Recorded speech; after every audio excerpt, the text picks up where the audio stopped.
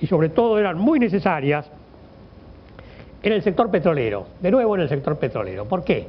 Porque esta empresa Repsol, esta empresa española estatal, cuando vino al país vino con el 1 a 1.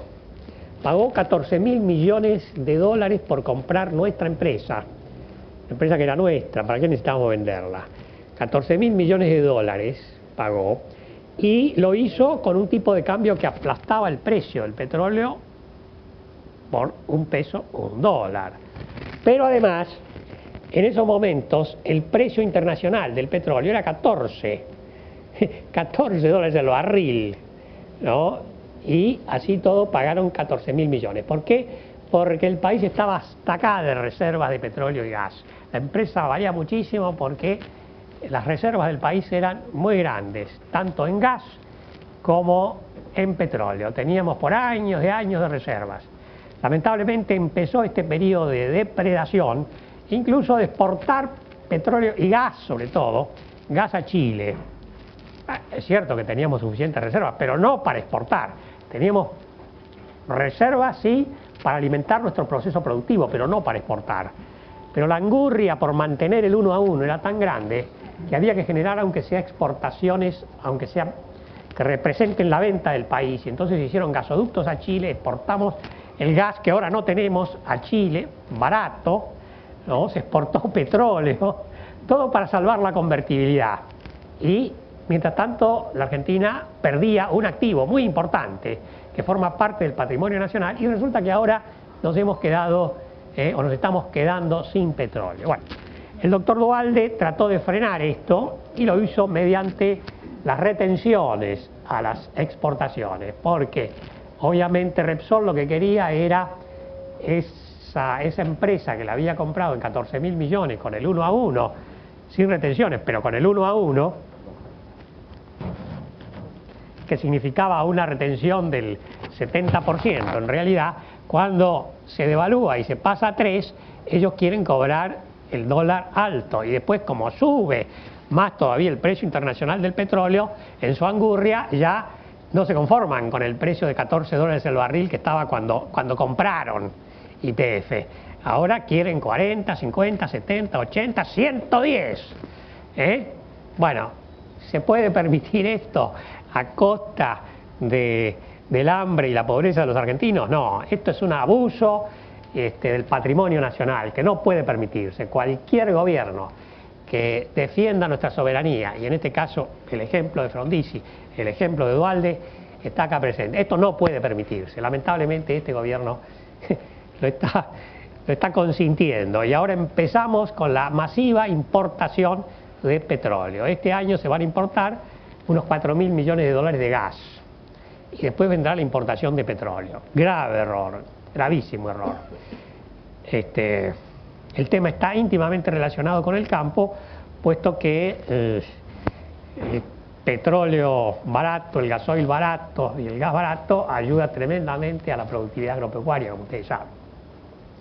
Bueno, lo cierto es que el día 10 de marzo se dicta la resolución 125 del Ministerio de Economía. Con una simple resolución se establecen estas retenciones móviles y se pasa del 27% que había en el mes de diciembre al 35% y después al 44%. Todo por simple resolución del Ministro de Economía. A todo esto, ustedes saben que la Constitución establece, en el artículo 17, dice enfáticamente, solo el Congreso establece los impuestos a que se refiere el artículo 4. Y dentro de los impuestos a que se refiere el artículo 4 están los derechos de exportación, que son las retenciones.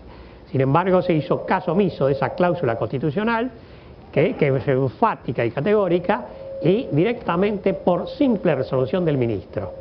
Todavía para burla de la Constitución, resulta que la misma Constitución del 94, la misma Constitución de Menem, establece que el presidente de la República no puede dictar decretos de necesidad y urgencia en materia fiscal, en materia penal y en materia electoral.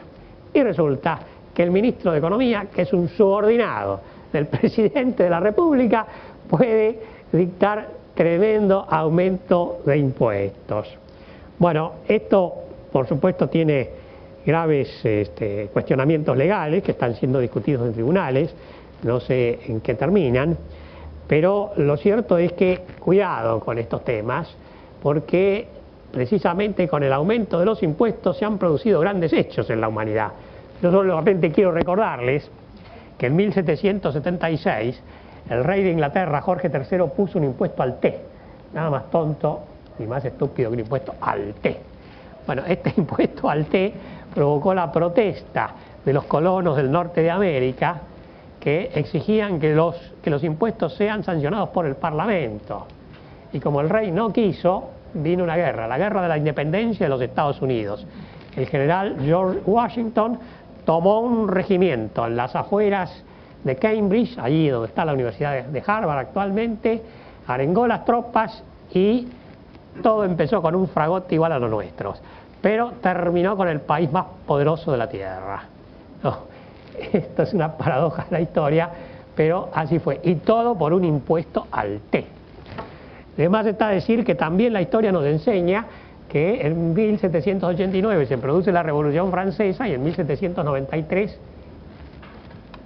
lo guillotinan al rey Luis XVI, y uno de los factores desencadenantes fue un impuesto a la sal, cosa más tonta que el impuesto a la sal, pero fue uno de los factores determinantes, no el decisivo, pero ciertamente uno de los ingredientes de la Revolución Francesa. De manera que mucho cuidado con esto de abusar de los impuestos, porque los pueblos por ahí se enojan y pueden ocurrir grandes cosas. Lamentablemente no hay un conocimiento de la historia y no hay prudencia en el manejo de estas cosas, y me parece que el gobierno en el punto está abusando de la paciencia de los productores agropecuarios. Bueno, dos palabras sobre el tema de los derechos de exportación y los de la importación. Los dos están íntimamente conectados y los dos tienen los mismos efectos, paradojalmente.